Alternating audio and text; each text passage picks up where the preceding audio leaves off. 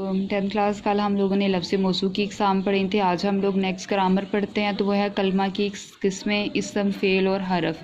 इसम हम लोग किसी शख्स, चीज़, जगह या कैफियत के नाम को कहते हैं। यानी अगर तो जगह का नाम होगा तो हम लोग उसमें लाहौर, कराची, फ़र्रुखाबाद या कोई और भी जगह लिख सकते हैं। चीज़ है किताब, पेंसिल, गिलास, मेज़, ठीक है, कप, हम लोग जग, कुछ भी इस तरह की जो चीज़ें हैं हम लोग इसमें ऐड कर सकते हैं। उसके बाद शख्स है, कोई भी यहाँ पे किसी भी शख्स का नाम लिख लें, आयशा, अली, अहमद लिखें। आप भी और भी कोई नाम इसमें एडजस्ट कर सकते हैं। उसके बाद बताया गया है फ़ेल। अब फ़ेल वो कलिमा होता है जिससे काम का करना या होना मालूम हो। जैसे आया, जाता था, लिखेगा। यानी फ़ेल का मतलब होता है काम। हम लोग कोई काम जो है वो कर रहे हैं, अगर वो काम हमारा आज हुआ है तो हम लोग हाल का जो है वो फ़ेल इस्तेमाल करेंगे।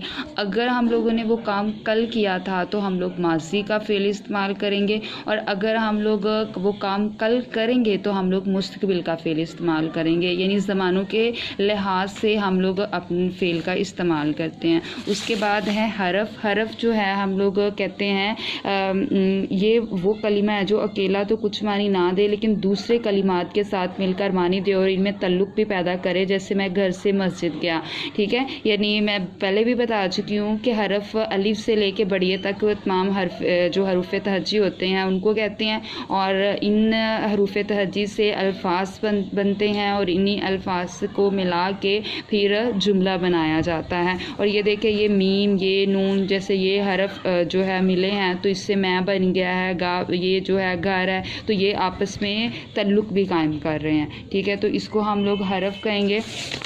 आगे हम लोग पढ़ेंगे इसम की किस्में। इसम की किस्में जो हैं वो दो हैं, इसमें ज़ात और इसमें सिफ़त।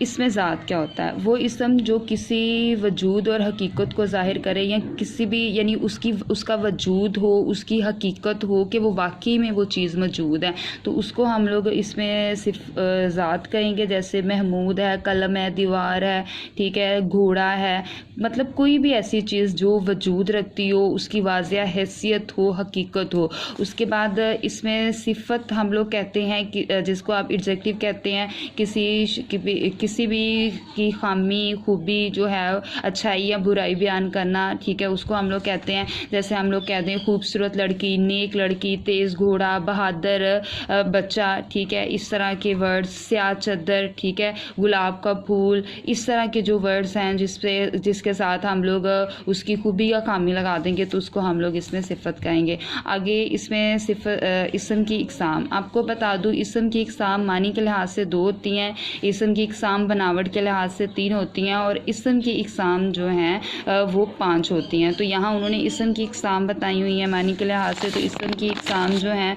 वो ये 2 हैं, इस पे मारफ़ा और इस पे नकरा। इस पे मारफ़ा हम लोग कहते हैं किसी ख़ास शख्स, चीज़ या जगह के नाम को। जैसे आप लोग ख़ास में अपना नाम भी ऐड कर सकते हैं, ठीक है। जैसे मैंने लिखा हुआ है कायद आज़म, अली, कुरान मजीद, लाहौर, और भी कोई शहर आप लोग लिख सकते हैं, किसी और किताब का नाम लिख सकते हैं, और कोई नाम किसी शख्स का लिख सकते हैं, लेकिन वो ख़ास हो। जैसे ख़ास से मुराद अली है, अहमद है, आयशा है, ईमान है, इस तरह के नाम, ख़ास नाम, ठीक है। उसके बाद नकरा है तो आम शख्स, चीज़ या जगह के नाम को। जैसे मैंने कायद आज़म लिखा तो कायद आज़म आदमी है तो ये आदमी जो है नकरा होगा। अब मैंने लाहौर लिखा तो लाहौर शहर है तो ये जो है वो नकरा हो जाएगा। उसके बाद मैंने कुरान मजीद लिखा तो कुरान मजीद किताब है, ठीक है। तो इस तरह से अली लिखा है तो अली लड़का है तो ये इसमें नकरा में आ सकता है। यानी इस तरह की जो हैं ये इसमें नकरा में आएंगी। तो आज हम लोगों ने इसमें नकरा तक पढ़ा है, तो ये आप लोगों ने डेफिनेशंस यहाँ तक याद कर लेनी है। ओके, खुदा हाफिज़।